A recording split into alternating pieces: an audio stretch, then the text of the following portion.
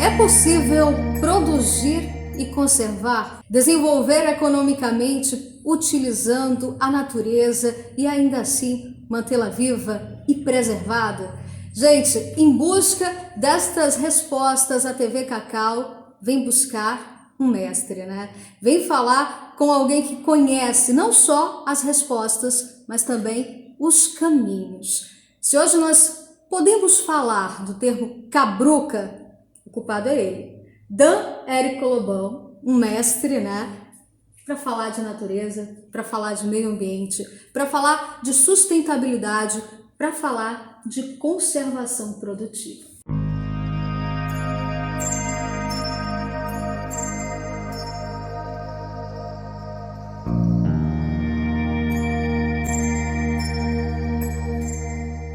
Dan Érico Lobão, natural de Itabuna, Bahia, bacharel e mestre em engenharia florestal, especialista em manejo de florestas tropicais, doutor em agronomia, concentração em sistemas agroflorestais, pesquisador do Centro de Pesquisa do Cacau da CEPLAC-MAPA, professor da UESC, do Departamento de Agricultura, assessor técnico do Sindicato Rural de Itabuna, do Centro de Desenvolvimento Agroambiental e Cidadania e do Instituto Chocolate.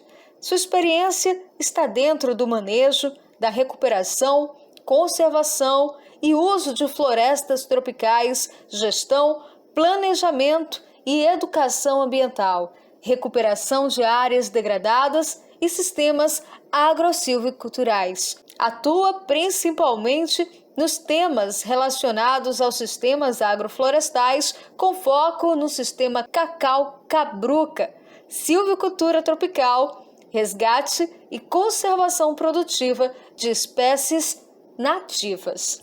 Dan Érico Lobão, muito obrigada pela tua presença aqui para enriquecer ainda mais o nosso seguidor, os nossos espectadores sobre esse tema, né, que é tão vasto, tão amplo e que contigo vai ter aí um universo de informações para se transmitir para os nossos seguidores. Muito obrigada, seja muito bem-vinda aqui à TV Cacau.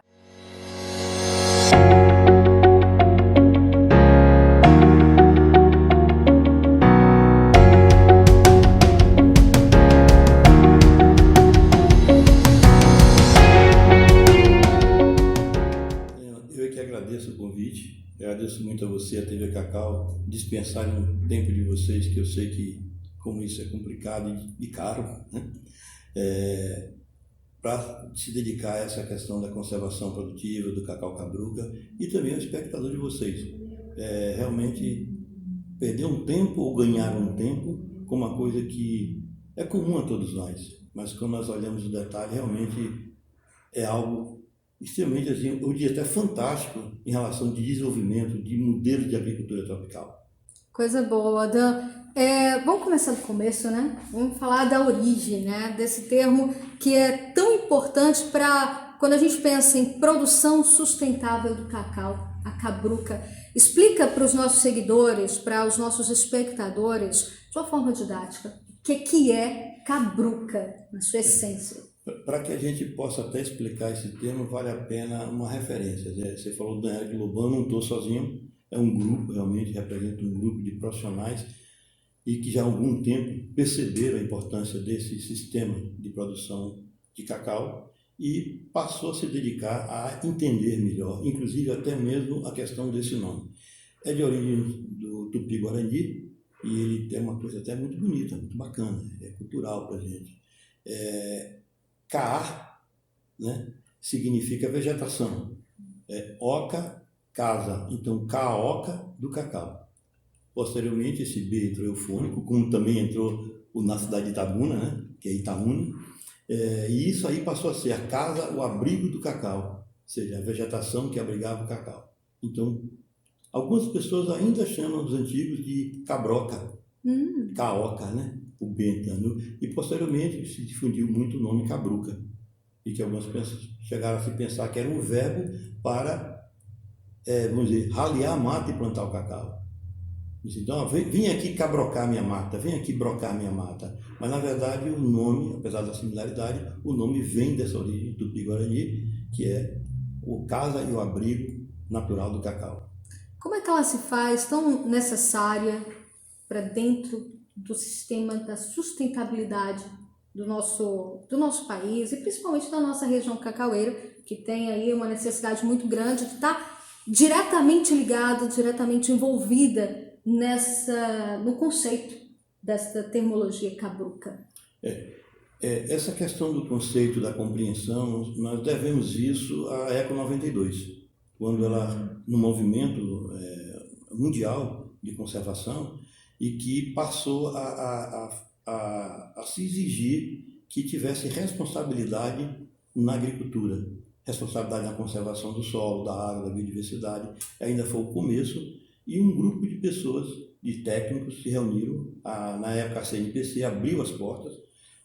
O então presidente era o Wallace, um engenheiro agrônomo, também muito ligado à área do cacau, e nós reunimos profissionais de várias áreas e discutindo, tentando entender o que o mundo pedia para o setor agrícola. E não tinha muita coisa escrita, na verdade era um conceito solto, e nós tentamos entender. Quando eu gostaria até de outro momento, na linha do tempo, contar essa história, nós percebemos que o que o mundo pedia estava aqui, já estava pronto aqui. Ou seja, isso eu estava dizendo, foi Fernando Rios, que era ele é um economista de mercado internacional, professor da UESC, e Fernando tem uma particularidade, quem não conhece sabe que Fernando não tem pavio, ele é pavio curto, ele é direto, objetivo, claro, e um grupo de velhos, né, reunidos, discutindo e perguntando o que é que a sua área de economia pode contribuir para que nós possamos compreender o que o mundo está pedindo com tal de agricultura sustentável. Ele não aguentava a gente fazer essa pergunta, já de uma forma de brincando com ele. Ele pegou todos os nossos livros, sumiu 2 meses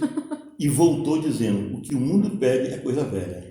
Aí nós não entendemos nada. A modernidade ele chamou de velha, ou seja, já está posta aqui há mais de 250 anos. Ou seja, a cabruca era a modernidade que o mundo gostaria de ver acontecer na agricultura.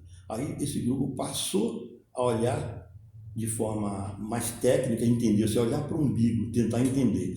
E viu que nós não tínhamos muito o aparato acadêmico de conceitos, de ideias, de trabalho. Então nós começamos a estudar e até saímos, o grupo, uns saíram para mestrado na área de turismo, na área de agronomia, eu fui para a área dos sistemas agroflorestais, então todo nosso passou a estudar para poder entender e contribuir. Aí nós vimos que nós tínhamos algo novo que conflitava com o nosso padrão.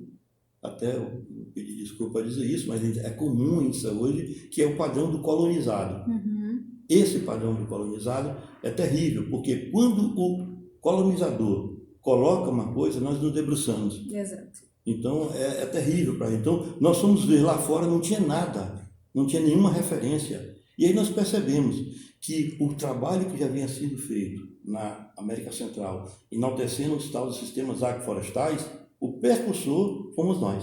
Ou seja, a cabruca é o primeiro trabalho no mundo desenvolvido e que se gerando o tal dos sistemas agroflorestais. Exatamente nesse ponto que é importante a gente entender a diferença. Porque quando a gente fala de cabruca, entende-se no conceito amplo, sistema agroflorestal. Mas existe uma diferença entre o sistema agroflorestal com culturas de consórcio, né? Sistemas agroflorestais consorciados, e a cabruca, originalmente dita. Explica exatamente essa diferença. Eu sou engenheiro florestal de formação, eu tive o prazer de sentar numa cadeira acadêmica da primeira disciplina de sistemas agroflorestais do país, em Viçosa, e na universidade eu sou professor e dou 2 disciplinas de sistemas agroflorestais e uma outra de projetos técnicos de manejo de cabruca. E lhe digo o seguinte: nenhuma. Cacau cabruca é um sistema agroflorestal. Os meus amigos até ficam sentidos, porque ficam assim, nós somos o primeiro, eu sei, mas o nome foi difundido a partir da América Central e pegou isso mundialmente, pegou. Então, assim, nós somos os pais, os avós da cabruca, e ainda somos o mais eficiente dos sistemas agroflorestais quando se pede aos sistemas agroflorestais a sustentabilidade plena. E aí eu diria a você, espectador, que é ligado a cacau, de uma maneira ou de outra, todo mundo da região é ligado a cacau. Tendo ou não fazenda, tem uma ligação. Se orgulhe de ter uma região que tem ter criado os sistemas agroflorestais e ser o mais eficiente de todos. Esse é um orgulho que nós precisamos desenvolver. Eu ficaria muito satisfeito se a TV Cacau pudesse contribuir com esse orgulho de estarmos nessa região, por sermos o que somos, e devemos isso a esse modelo Cacau Cabruca, que é algo mais além do que agricultura, é cultura também.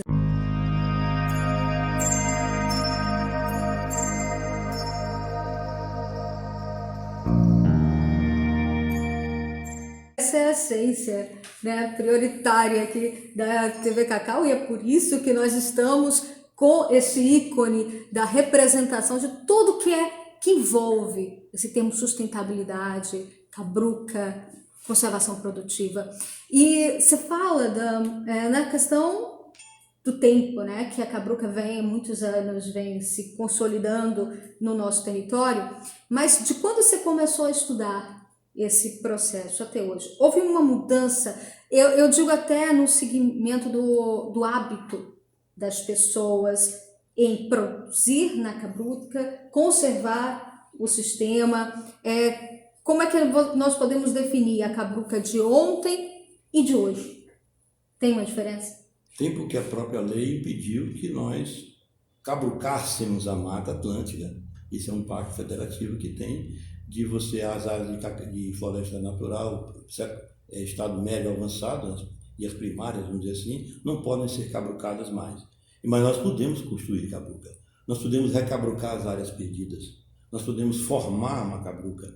Então até nós usamos esse termo, recabrucar, para não perder a nossa origem. Nós temos um respeito muito grande cultural, e eu fico até sentido quando eu vejo os nossos filhos e netos que eu falo bodogo, não sabem nem o que é isso. Eu digo, meu Deus, estamos perdendo a identidade. Traduzindo? Se fosse criado por aqueles lourinhos de olho azul, seria a ergonometria máxima de uma reciclagem. É um facão velho abandonado que é reutilizado, ou seja, reciclável, é o termo moderno, para quebrar cacau. E eu tenho outros ainda, né? Tem o Biscoff, tem outros, mas podemos falar mais à frente. Nós não podemos perder referências técnicas. A primeira pessoa que eu vi falar em cabruca, quando eu era um jovem pesquisador, na década de 70, foi Mandarino. Mandarino, na CEPLAC, de Mundo Mandarino, um extensionista de primeira, impressionante, como tantos outros que tem. Mas o Mandarino foi o primeiro a se levantar dentro da CEPLAC e enfrentar o que nós naquele tempo chamávamos assim, a cultura alviniana, que era do cacau com a eritrina. Nada de errado, mas apenas você enfrentar o sistema dentro de uma instituição forte, como era a CEPLAC, hegemônica, e ele enfrentou esse sistema. Então foi a primeira pessoa que eu ouvi falar.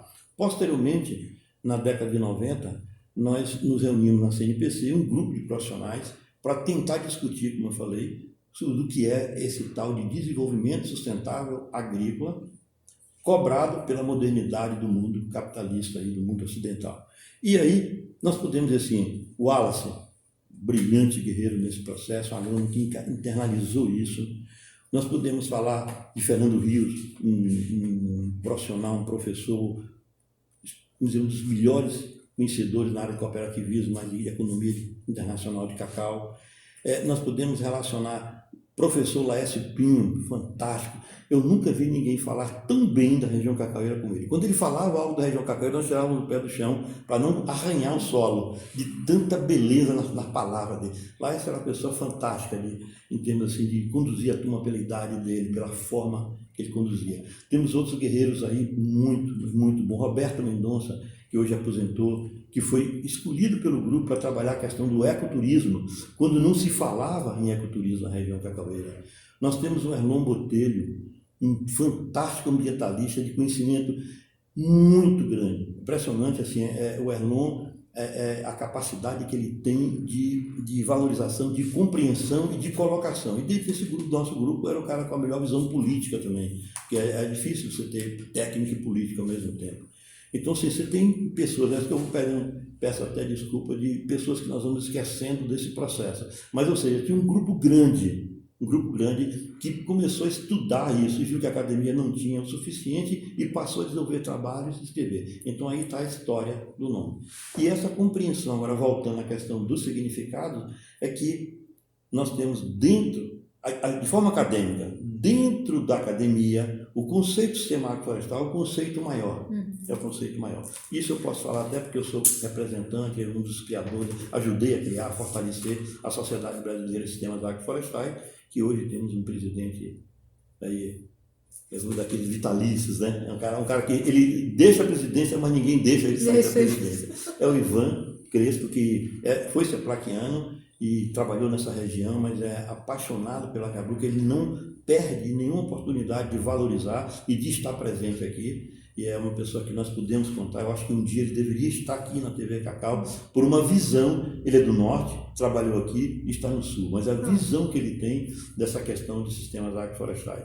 E também, vamos dizer, companheiros como Raul Vale, que indiscutivelmente é um dos melhores profissionais que nós temos na área de fisiologia, o parceiro da área de fisiologia, que é o Miller também, que é um outro que compreende, entende. Todos eles têm uma visão acadêmica e conseguem separar o cacau tecnicamente produzido e a cabruca. Né? Tem um grupo que só vive dentro da cabruca, qual é esse grupo? Eu só trabalho dentro da cabruca. Eu acho que meu tempo é muito curto, minha capacidade é muito pouca e a capacidade de chegar. Então, eu me apego muito com as pessoas, temos um grupo forte. Até hoje nós pensamos, trabalhamos, até hoje.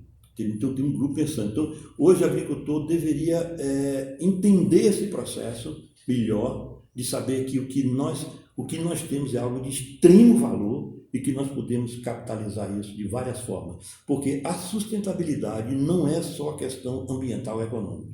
A sustentabilidade envolve outras dimensões econômica, social, política. O Sachs foi quem melhor definiu, colocou 9 dimensões que têm influência direta. E nós atendemos pelo menos quase todas elas. A mais fraca nossa é a política, porque o setor político ainda não compreendeu isso, tanto que não gera políticas públicas adequadas. Não estou agredindo, apenas dizendo que eles precisam também abrir um pouco mais a visão de algo que o Brasil é o grande elemento, a grande, vamos dizer assim, fonte de riqueza que pode atender ao mundo e atender aos objetivos do milênio. Talvez ouvir a voz da experiência, né? Que é o que precisa se concentrar. Existe um acervo de informação que a ciência traz como base, que não precisa a gente inventar roda. Basta olhar o que está em frente aos olhos para que as políticas públicas e que as ações possam sair, transbordar. Né? O conhecimento é uma fonte, é um caminho. E quem desvia dele, felizmente, está perdendo tesouro. Cacau, cabruca é tesouro. Tesouro consolidado. Né?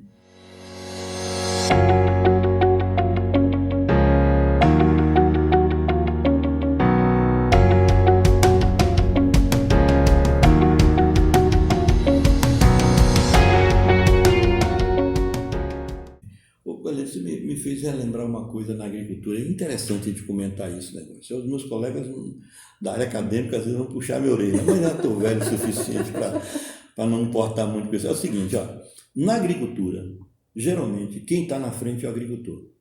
Aí você vai ver, no mundo, as espécies que são, exemplo, está aqui na nossa região, você vê as fotos da Bahia, tem coqueiro. Coqueiro não é nativo, é exótico. Lógico que ele diz que vem nadando. Mas a jaca, que está aqui miscuída no cacau, é exótica.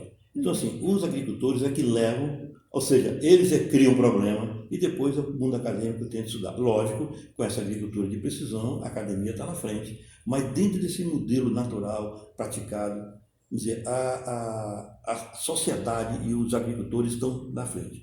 O que o agricultor agora precisa aprender e ver é essa valorização que tem. A ciência pode corroborar muito e deve, arrumando soluções para os problemas que nós estamos enfrentando. E automaticamente agora o mundo político colocando as políticas públicas adequadas. Com certeza não vai vir, ou pelo menos na compreensão do colonizador nosso. O colonizador, não estou querendo ofender ninguém, né? Mas estou dizendo assim, dessa postura de que como não tem lá, eu não consigo ver aqui. E como não foi proposto por eles, eu não consigo ver aqui. Então, assim, é nesse mundo ambiental, nesse mundo de conservação, e que até eu separo muito e com um certo cuidado, eu digo, a Cabuca não preservou. Algumas pessoas até ficam meio sentidas comigo. Quando eu digo não preservou, ela conservou. Porque a conservação é a forma de você guardar manejando, e ela fez manejo. Lógico que esse sistema ajudou a preservação da Mata Atlântica, ajudou a fazer que ela ficasse intacta. Entendeu? Então é preciso que a gente possa separar isso para que o agricultor não seja a pegadinha da área ambiental que tem, né? Ah, você não preservou nada, o cara preservou. Você vê, nós alteramos a floresta muito, destruímos todo o extrato intermediário, subbosque, herbáceo, mas o resultado dessa cultura é fantástico. Dá aos ativos e serviços ambientais que nenhum outro modelo de agricultura tropical no mundo consegue. E eu te digo, tem cabrucas toda raleada, que tem mais madeira em termos de quantidade e qualidade do que a própria Mata Atlântica ao lado. Porque ali foi selecionado só o melhor e ficou. Isso é muito então, assim, precisa de olhar esse aspecto e entender isso aí. A TV Cacau entrevistando aqui, batendo um papo produtivo com o Dan Lobão, esse mestre nesse conceito tão básico, né, para nós, porque é um tema robusto, mas que ele precisa ser entendido e ser debatido de uma maneira muito didática para todos nós, para que isso realmente penetre na consciência do cidadão brasileiro como um todo, não só os envolvidos diretamente com a cacauicultura e agricultura, mas também com o cidadão brasileiro que tem aí amor à preservação, à mata e a todo esse universo.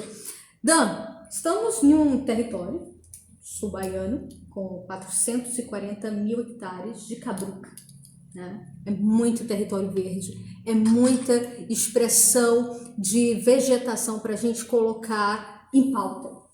Aí eu quero trazer esse tema que a gente falou, ciência prática. Sua experiência, você é engenheiro agrônomo, formado com um vasto currículo que é invejável e inspirador. Quando foi que você começou a se envolver nesse quesito de meio ambiente, de cabruca? Como foi que foi a sua trajetória acadêmica nesse processo de meio ambiente? O pessoal dizia assim, olha, se eu fosse um pouquinho inteligente eu ficava calado, depois de tanto elogio eu não falava mais nada. Mas olha, é interessante essa caminhada, né? Essa é uma caminhada interessante. Eu tenho que reportar a minha família, né?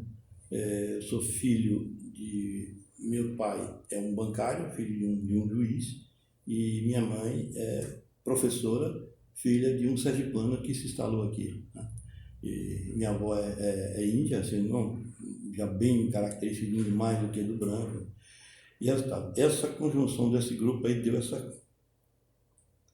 aqui. Então, meu pai, eu posso dizer assim, que eu sou filho e neto de cacauicultor, de cabruqueiros, né? Então, meu pai ficou satisfeito, ele é um cara muito correto, ele me induziu, mas ficou satisfeito quando eu escolhi, influenciado pelos amigos, para fazer agronomia. Quando eu voltei formado em engenharia florestal. Ele não entendeu nada, porque o que é isso? É guarda florestal? Se não, isso é uma que mexe com esse conceito. Então, desde quando eu fui, eu já, na minha formação acadêmica, eu já saía nessa visão de entender que eu precisava era trabalhar na região com esse sistema. E esse sistema é mais florestal do que agronômico, porque a própria elemento agrícola do sistema, o cacau é uma árvore. Então, assim, a minha busca pela engenharia florestal, a busca pelas espécies nativas, eu nunca me apaixonei muito por eucalipto, apesar de que minha universidade é forte em eucalipto, mas eu sempre trabalhei com nativas dessa formação, né? E nessa caminhada, vamos dizer assim, nessa placa, a gente começa a perceber algo que o aspecto agronômico, que às vezes tem uma visão mais pragmática, mais curta, não percebe de quem tem profissionalmente a visão mais ampla. Um exemplo, eu vou dar esse exemplo que foi o meu primeiro impacto. Quando eu vi o custeio de cacau naquela época, o que se gastava para formar 1 hectare, vamos dizer, era 100 mil cruzeiros naquele tempo, eu não sei nem qual é a moeda, vamos botar assim, que era cruzeiro, 100 mil cruzeiros para formar 1 hectare. E eu derrubava uma mata que valia 300, 400 mil, eu não entendia nada. Como é que algo que tem vale 3 vezes maior, eu derrubo, só usavam 5 espécies, que é o início de exploração florestal, é assim mesmo, pau-brasil, jacarandá, sucupi, só usavam 5 espécies mais ou menos, bem, e vou tomar um dinheiro emprestado a banco para ficar devendo ao banco para formar. Então, faltava a visão mais ampla, acadêmica, do processo. Então, aí eu começava a ver, eu tenho, minha formação tem algo a contribuir, mas eu tenho que estar pronto, porque eu estava falando ali de pessoas fantásticas. Eu estava num universo de profissionais como o Paulo Alvim, Percy Cabala, Eilton Ferreira. Rapaz, era um grupo grande de profissionais de alto nível, pessoas de reconhecimento internacional. E você vem com um conceito diferente. Então, essa primeira vez que eu levei esse conceito, eu tomei uma bronca. O segundo, que me fez perceber essa questão do recurso e da capacidade de utilizá-lo, foi quando eu adverti a CEPLAC de que iria faltar lenha. Aí, como é que falta lenha com tanta madeira? Não, lenha é um produto. Madeira, árvore, não vai faltar, mas lenha sim. E o primeiro caminhão que foi autuado na região cacaueira, transportando madeira ilegal, foi o da CEPLAC. Trazendo de Una para secar a grande produção, mais de 20 mil arrobas aqui no ano chuvoso. Então, assim, você vê que a visão florestal precisava entrar no processo agronômico. E os sistemas agroflorestais casou isso com uma beleza. Nos faz perceber o elemento agrícola, a composição dele com o elemento arbóreo e, recentemente, quando o mundo pede algo mais. Então, esse algo mais é a conservação dos recursos naturais. Aí envolve água, envolve solo, envolve biodiversidade, a inclusão socioprodutiva. Então, você vê que é uma visão que nós temos que abrir. Então, nós ficamos sempre presos a plantar um cacau, olhar a baga e aproveitar só o cacau. Então, às vezes, não é nenhuma crítica que eu vou falar aqui, mas assim, eu vejo colegas que só conseguem perceber o umbigo. Exemplo, uma frase de Tolstói famosa, até botei na minha tese na época. Eu coloquei assim: há pessoas que entram no bosque e só veem lenha. Então, há pessoas que entram na cabruca e só veem cacau. É preciso mudar esse conceito. Em volta do cacau, você tem uma polpa que nós pouco aproveitamos.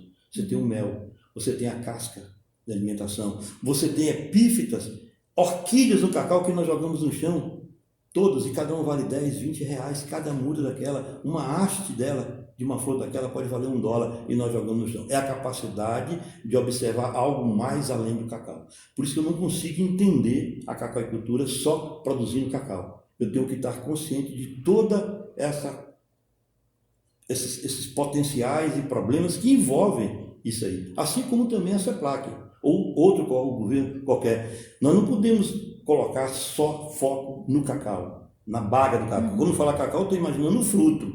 Porque quando a pessoa fala cacau para um profissional, está falando fruto, e não a planta, aonde ela está localizada. E se eu puder, imagine, fazer um cacau de alta produtividade e ainda assim resgatar 50 espécies arbóreas ameaçadas de extinção ou sob forte pressão, como pau-brasil, jacarandá da Bahia, sucupira, peroba, braúna, por que não fazer? Eu me pergunto isso, eu não consigo entender. Então, onde é que está a falha? Minha, porque eu sou profissional da área e não estou conseguindo falar. Aí vem a TV Cacau agora abrindo esse espaço, graças a Deus, para que possa ajudar a chegar melhor na compreensão das pessoas, dos filhos, da sucessão que precisa ser feita. E a gente precisa trazer os filhos, os netos, os tataranetos, para que essa história, esse conhecimento se prolifere, né? Sim. Vá adiante, siga adiante. Vamos falar de conservação produtiva. Só que não é hoje, não. No próximo episódio, que é praticamente uma enciclopédia, todo esse conhecimento que nós temos aqui, vamos falar de conservação produtiva. Você sabe que esse termo foi criado por ele, né? Toda essa conceitualização. Isso você vai conferir na TV Cacau, no próximo episódio aqui do Papo Produtivo, especial com Dom Lobão. Não esquece de deixar o seu like, deixar a sua inscrição no nosso canal e nos seguir na rede social, né? O Instagram, @TV Cacau, que tem sempre esses conteúdos que vão fortalecer a nossa cacauicultura e todo esse conhecimento que está em volta dela. Até a próxima!